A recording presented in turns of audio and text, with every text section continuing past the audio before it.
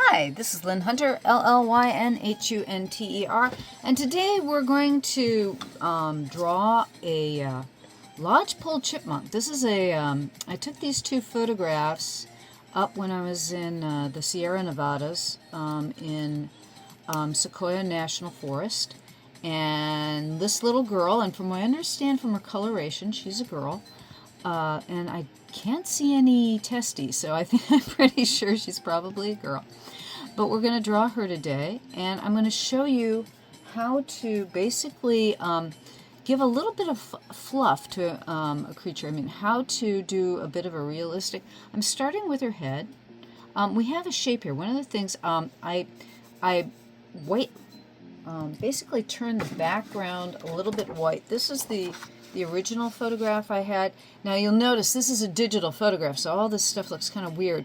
But also, because she gets lost in the background here, she's kind of hard to see what her detail is. And because it was with a good old camera from my cell phone, that also gives it a different quality to that the shot. But what we're going to do, we're going to start with her head and work on her body and come down here, and she's got a definite shape. I mean, one of the things when I'm drawing is I look at the shape of the image on the photograph, if I'm using the photograph. I've got two photographs here. Whenever I'm doing an animal or anything realistic, I like to have as many pieces of reference that I can. And it always helps to have, she's jumping from one rock to another on that one. And she's just, I like the sitting up pose here. But I'm going to look at how each portion of her body connects. And I'm kind of blocking in shape. So when I draw, I give a very, very loose, how shall I say, it's almost a dot-to-dot, a gestalt type of drawing to give a feel. Because I know she's got a chest in here, and her back is out here, and she's got legs here. And I know how the rough skeletal shape of an animal, her eyes are close to her ears. And what I'm looking at is I'm looking at distances too. I'm looking at external shapes and what the whole external outline of my subject is. And then I'm thinking about the fact that she is a living animal. So she's got a head, a chest, her torso area here. There are two legs in here. And that tail's kind of snaky. But I'm also looking at the negative spaces. I'm looking at what this shape is in here, and what this shape is in here, and what this shape is here and here. So I'm looking at all of these things at the same time. And while I'm getting it down, I'm using all of those things at the same time. I'm not using just one of those tricks to see what I've got in front of me. Because again, this is a two-dimensional shape that I'm trying to give the appearance of reality or 3 dimensions. But at this stage, all I'm trying to do is get the shape down on paper, get the form. Now her arm isn't quite up that high. And I like to use, this is one of my favorite tools is a kneaded eraser. Ever since I discovered one of these as a kid, I mean, life has been heaven for me because of the way that I construct things. I like to keep a loose and flowing drawing, and so I'll make mistakes, and it's really easy to shift the, see, I put her arm way up here, and her arm is actually draped down here, and I'm going to change that hand. She's got, her hand's kind of because my camera didn't take it, it almost looks like her hand is spayed, but I kind of like that personality there. So again, I've got the basic shape down. I'm ghosting it back, and then you might not be able to see this on camera, but there's this very light drawing. So I've given myself a baseline of where everything is, and I'm redrawing it, and I'll redraw this one image maybe 3 to 5 times to get everything in the right place before I feel everything is definite where I want. And it's like, you can see there's a shoulder here, and she's got a shoulder here. And if you were going to put the muscles in underneath, you'd be able to see how her shoulder comes out here. And so that it's good to, if you're going to draw animals, to have a little knowledge of animal anatomy and also human anatomy, because with most mammals, we technically humans at our oldest advantage, before we were even related to the monkeys, we were related to rodentia. We were related to almost like rat-like creatures. So the thing is the reason why when we draw rodents or actually any of the mammal base is that we all come from a similar almost rat-like creature. And so at least the carnivores and the monkeys and the rodents all kind of go back to similar type creatures, and that's why our musculature is similar. That's why you know, when you're drawing animals, we feel that almost human type quality to them. Now it's like, I know that there are other things too. It's like, I know that if this eye is over here, it's going to be about parallel over there. And I'm just trying to get, I'm using landmarks on the photograph and what I've got here to try to get things more in line. And again, I've got the previous initial drawing that I started underneath to get as much as possible right about this, so that where I did things wrong, I go in, I erase, and then try to get them closer to where they should be. So, because, you know, I'm not going to always put down the initial drawing in the right place, or the initial body part in the right place. You know, I'm looking to, okay, the distance from here to here and from here to here. And I'm trying to see a lot of those, like I said, the positive and negative spaces, how this shape here, there's a, like where the leg goes in and where the heel comes down here. I'm trying to use this negative space, there's a little black area in there, to see where this foot goes. And it looks like this particular squirrel has, looks like 4 back toes. I'm going to double check in my, I've got a guidebook here that has got the animals of the High Sierras. I want to double check the number of toes on that back foot. Now the thing is that even in most photographs, a lot of times you won't be able to see how many toes there are, and it's like, okay, if this one's got a 4th toe, all you're going to be able to see are 3 of the toes on the other side of this foot. I'm trying to see, I'm looking, going, that foot's a little long, so I want to cut it off about there. I'm going to erase that. And now, okay, so I've got this, I'm looking at the tail. The tail looks a little longer. And you're not going to get it precise. You're not going to get it exact. Or if you really want to, you could measure. You could literally measure things and compare and see if you've got it right. But you don't have to be, at least I don't feel you have to be that close. But if you really want to be accurate, you can do it. You can use calipers. If you know what a caliper is, they're you could use basically, it's kind of difficult to find calipers nowadays. You could use a compass. Use a compass to show the difference between the space, just to see that if you've gotten it right, and that will make your drawing look more accurate. And it's all up to you if you want it to make it look that accurate. If you're drawing close, let's face it, every animal has a different personality, and as long as you're close, I mean, just as humans have different faces, so do squirrels, or creatures in the wild. You'll have fat ones and thin ones, and short and tall, and they have the same kind of differences that we do. So that if you think that, you know, okay, I've done this a little bit off, it doesn't really matter, because there's going to be some animal out there that's probably got the same kind of proportions that the animal has that you just did. And I'm trying to get these stripes right and the eye size right, because I'm not quite getting those right, because his eye is quite a bit smaller than I initially... Okay, the eye is going to be right in here and around here. And there's kind of a drop down, like this little drop down. And I'm not quite getting that.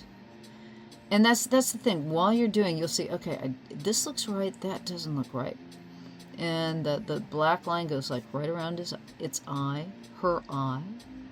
Like I said, I believe from the descriptions that I read of this particular chipmunk, it's a lodgepole chipmunk, that the girls have a longer tail with a black, the tip's darker and it's black, so that this looks like a girl to me. And like I said, I don't think it doesn't look like it's got testes to me. And usually in rodentia, testes are pretty well pronounced. They're especially pronounced. I had rats for a while. They're wonderful creatures. If you know, don't let anybody tell you wrong. Rats are really actually cool critters. They make great pets. And I've had rats over the years, and the boys have pretty good size kihonis. I'm not sure how that is in squirrels. I have squirrels around my yard, but I've never really taken a good look at their testicles. They don't mark things the way rats do, so their testicles might be more compact and hidden by their fur. I have to look into that. As I'm telling you about squirrels, I should have probably done a little bit more research on these guys before I came out and did drawings of them. And the little eye is going to be a little bit more up front here. There we go. And like I said, you're going to make mistakes. I don't know any, you know, it's like there are the perfect artists out there, but everybody, you know, that I know is not absolutely perfect. And this little girl has got her streak. She's got that white streak going here and there. And you can tell I'm now kind of narrowing in on what I want to do. And she's got her nose is pretty good sized. I was doing a mouse the other day, and their nose is not quite as good size. So that's the white, and this black stripe kind of goes around. She's got, you know, the incisors are right there. So believe it or not, they still have those good rodentia incisors. So her little black stripe here, that's white. So her little black stripe kind of has got a neat up, so a neat up, and then it's down like that. Okay, so her black, that's her black, comes down here. That's the white. Trying to get this right out down here. You would think, oh gee, but I'm drawing linear, the inside and the outside of things. So this is the white, and then the black kind of comes together, and then it goes out, and then that nose of hers is also black, so it's kind of like that. And then the white comes up and down and in. If I were doing a larger, it's a little bit easier to do a larger version of this. There we go. That's more like it. Okay. And then she's got this little chin in her mouth. It's like right about there. There we go. That's more like it. And from what I understand, this area right here, you can't see it on her. You can see it more back here. It it's white back there. And then there, let's see here, it's a little bit high up here. We'll take that down a little bit. And she's got that shoulder is here and down in this area. The other thing is, too, with a lot of mammals, they have fat underneath their fur, and their fur also stretches over their body in such a way that it often hides a lot of the bone and musculature. You can really see that in a cat. Cats really, they'll tuck their paws in and they sink into their fur. And most animals, most mammals with fur will have that capacity where the fur kind of covers various parts of their body, like right in here on the squirrel, there's just this, there's a lot of musculature in here, but there's fat and fur in the front. So that's not, you can't really see the muscles as much because the fur is tucking the bones and the muscles inside of that fur. Okay.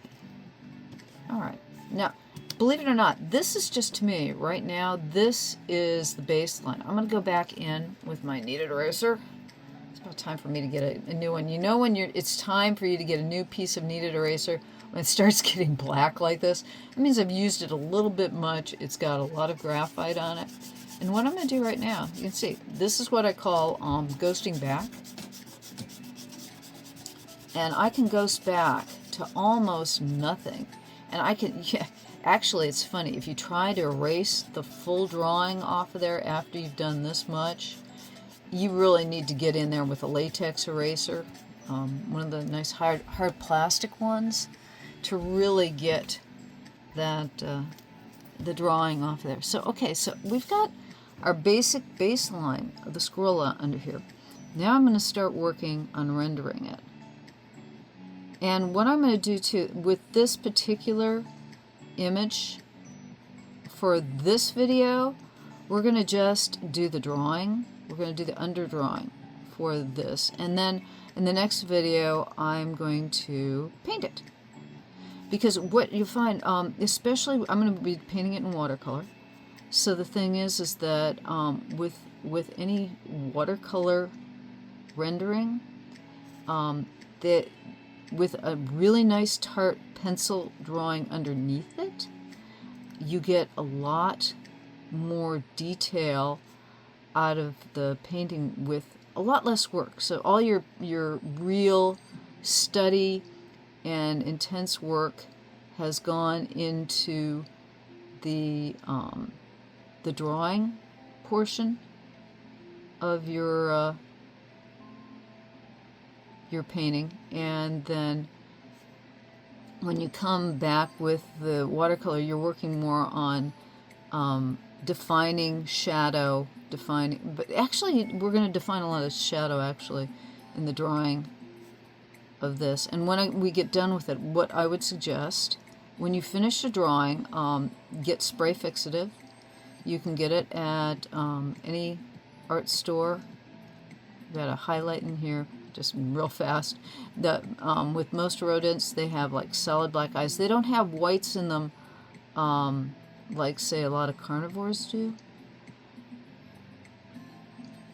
And I'm going to give the highlights up here. I'm going to give a little reflection light here, even though it's not showing in my this particular photo, because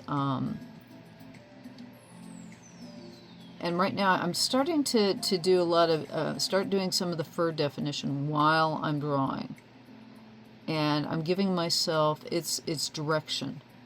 I'm letting myself know which direction the fur is going in. Now, with these photographs, there is not as good of an indication of fur direction as there are in, say, some detailed photos when somebody's got a great big telephoto lens.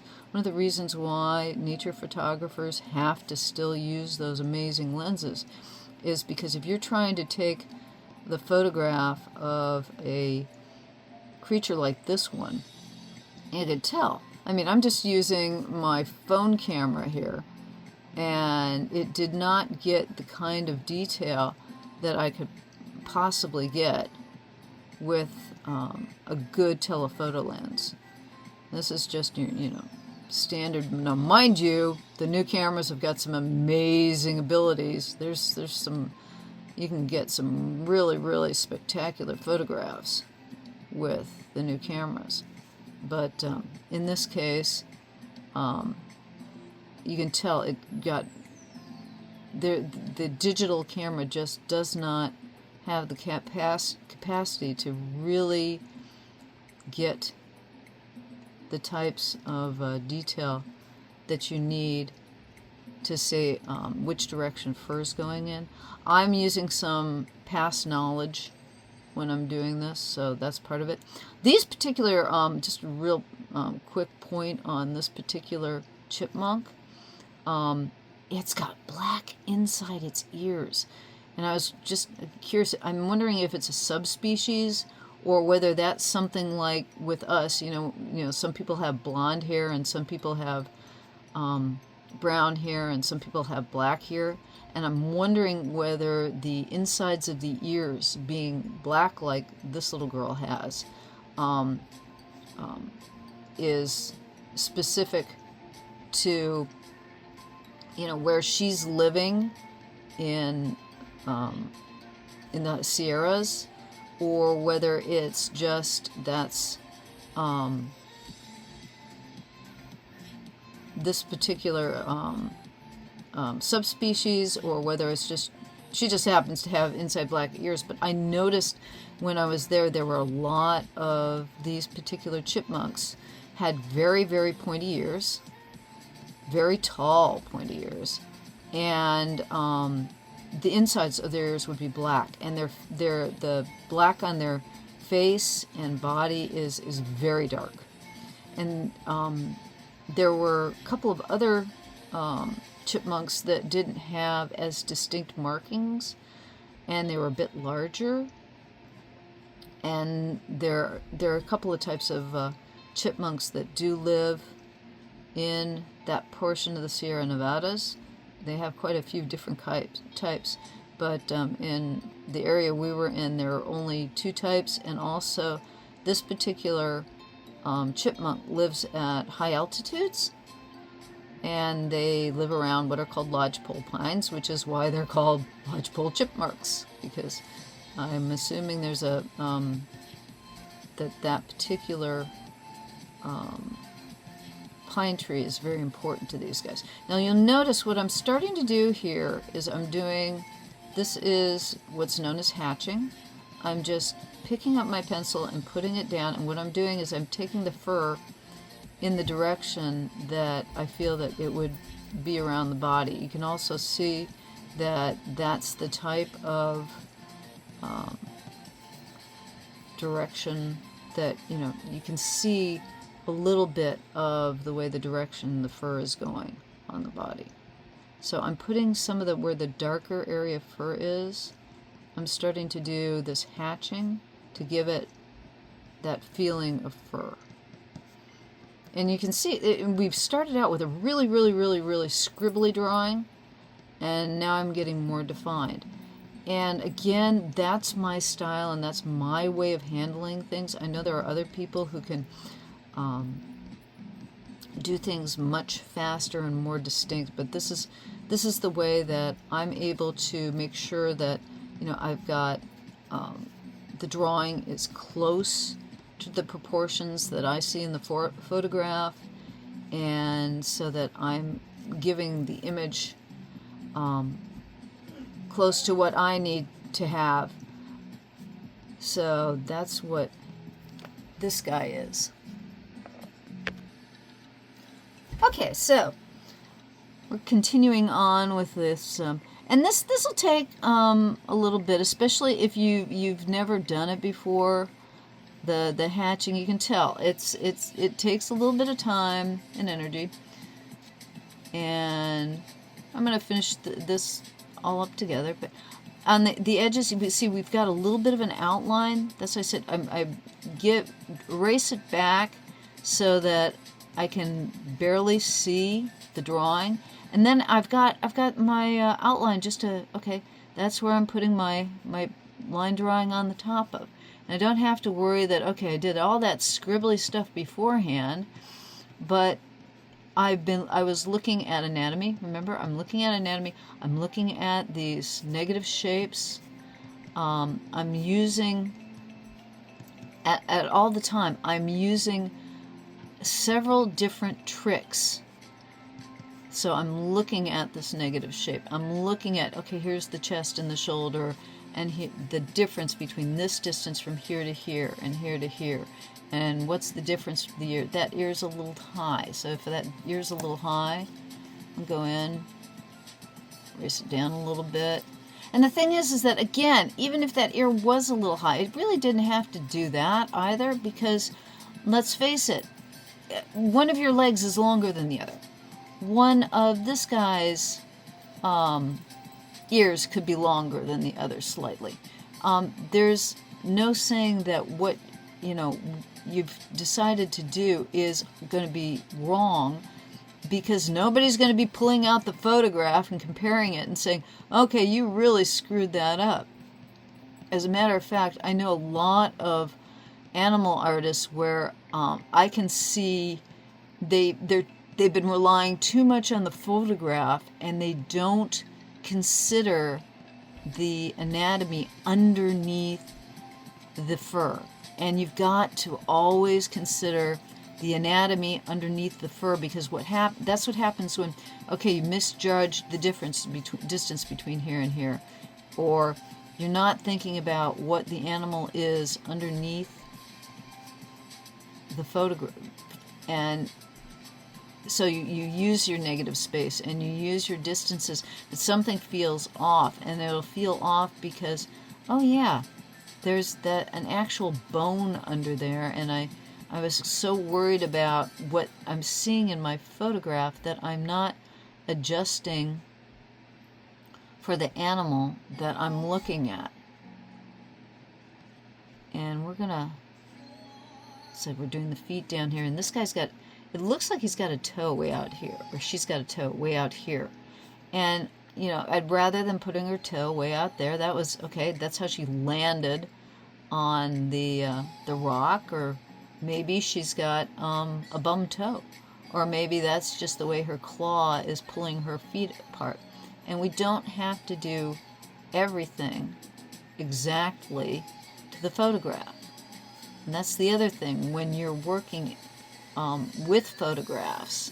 I've got 2 photographs here that show me this particular creature.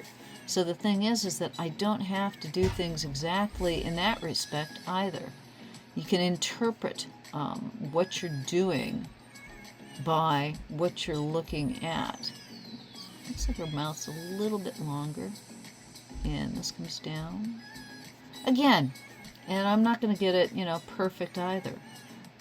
There is no perfect drawing. There is no perfect animal. It's called, you want to be able to, when you're done, that somebody's looking at it, and if they know what the animal is, they'll go, oh, that's a lodgepole chipmunk. I've seen one of those before in the wild. Or I'm an expert on squirrels, and you did a very nice version of a lodgepole chipmunk there. And if you can get somebody to say that when they see your drawing, that's always a very nice thing.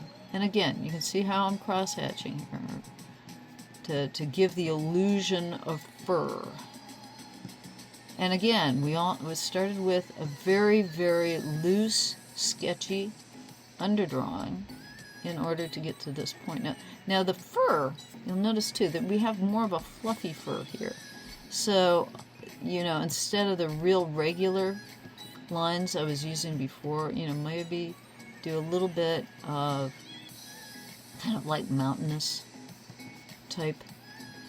And the same thing goes with the stomach. The stomach has more of these, it's not as regular as what's on the back. And even there, you know, a little bit of cross-hatching. So it's like, instead of the fur going all in the same direction, just a slight angle off to give more of a feeling of roughness, even though there's a unity to the fur. And then two, you get the darker lines by just pressing harder. Standard. I'm using an HB lead in a, was it 0.05? The pencil I'm using is a monograph. It's a Tombo Mechanical pencil. You can use any mechanical pencil you like. You can use a sharpened pencil. You can use good old cedar wood pencil and a pencil sharpener. That works great. Right now, the only reason why I'm using this is because I don't have to stick my pencil in a pencil sharpener every, 15 minutes.